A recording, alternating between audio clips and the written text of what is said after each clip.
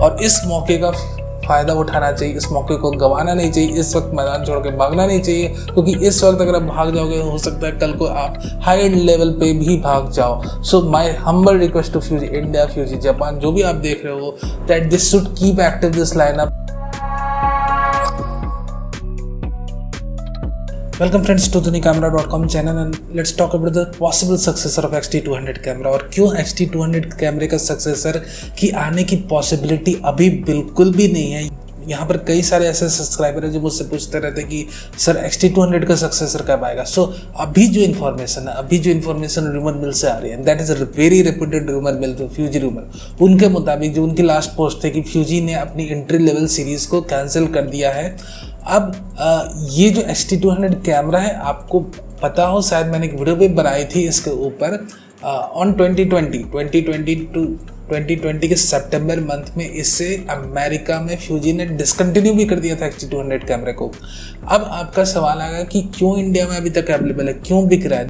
तो कैमरे कंपनी की अभी लेटेस्ट पॉलिसी है जिसे आपने समझना जरूरी है कि, और ये पॉलिसी निकॉन ने भी अडेप्ट करी थी, निकॉन D350 कैमरा और 560 कैमरे को लेके, कि जब तक एक पर्टिकुलर मॉडल की सेल किसी भी एक कंट्री में हाई है तब तक उसे हमें कंटिन्यू रखना है। ठीक है, बात समझ में क्यों XT200 कैमरा इंडिया में अभी अवेलेबल है, क्योंकि इसकी डिमांड अभी ज़्यादा है। इसकी डिमांड जैसे न्यूट्रलाइज या लो हुई थी यूएसए में, तो इसे उन्होंने डिसकंटिन्यू कर दिया था जस्ट आफ्टर द अनाउंसमेंट के 9 to 8 मंथ बीते ही थे। After that they had discontinued that camera in USA. और फ्यूजी रूमर ने ये तक कहा था, अगर आप उनकी आर्टिकल को देखोगे, कि the camera is discontinued not due to the XT300 is coming और the successor of XT200 is coming. उन्होंने इसलिए डिसकंटिन्यू किया कि इसकी डिमांड लो है भाई। सो लिटरली देखो, अगर हम जो टेक्स्ट पब्लिश्ड है उनकी माने कि भैया यूएसए में इसकी डिमांड नहीं है तो उसे डिसकंटिन्यू कर दिया। इंडिया में जब तक चलती रहेगी तो प्रोडक्शन लाइन एक्टिव रहेगी, जिस दिन इनकी डिमांड कम हुई तो प्रोडक्शन लाइन को से इनको हटा दिया जाएगा, डीएक्टिव हो जाएगी। ये क्लियरली मीन कि तभी तक एक्टिव है, तभी तक दिख रहे हैं जब तक कि इनकी डिमांड है। जिस दिन इनकी डिमांड गई इंडिया से, तो प्रोडक्शन लाइन इनकी बंद कर दी जाएगी एंड फाइनली फ्यूजी जो एंट्री लेवल कैमरास को बंद कर देगा और बनाएगा नहीं।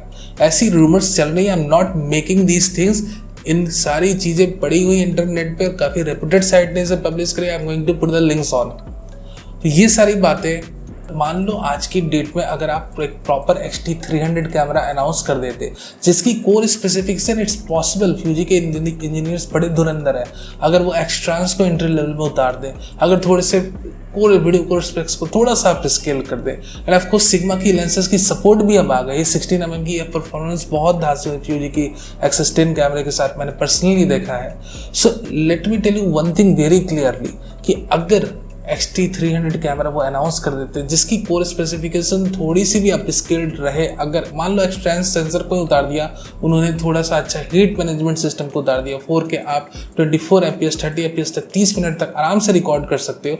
ये सारी चीज़ें देकर अगर बेसिक इंप्रूवमेंट करके और एक एक्सट्रांस ऐड करके वो एंट्री लेवल जोन में डाल देते हैं, इसकी सेल फिर से इंक्रीज हो जाएगी, फिर लोग फ्यूजी को प्रेफर करने लगेंगे instead of ZV-10 and all that stuff. So just an humble request to Fuji कि भैया इंडिया में तो इसकी सेल्स एक्टिव है, इंडिया में तो इसकी डिमांड ज़्यादा है, तो क्यों इस लाइन को डिसकंटिन्यू करना, क्यों एंट्री लेवल जोन से पल्ला झाड़ना।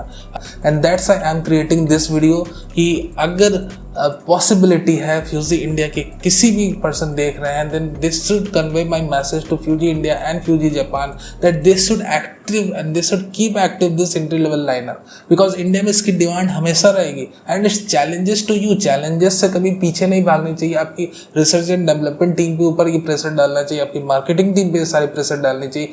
ये नहीं कि भैया हम मार्केट में उतरेंगे नहीं, क्यों नहीं उतरोगे, you have all the basic steps, you have to just put the machine on.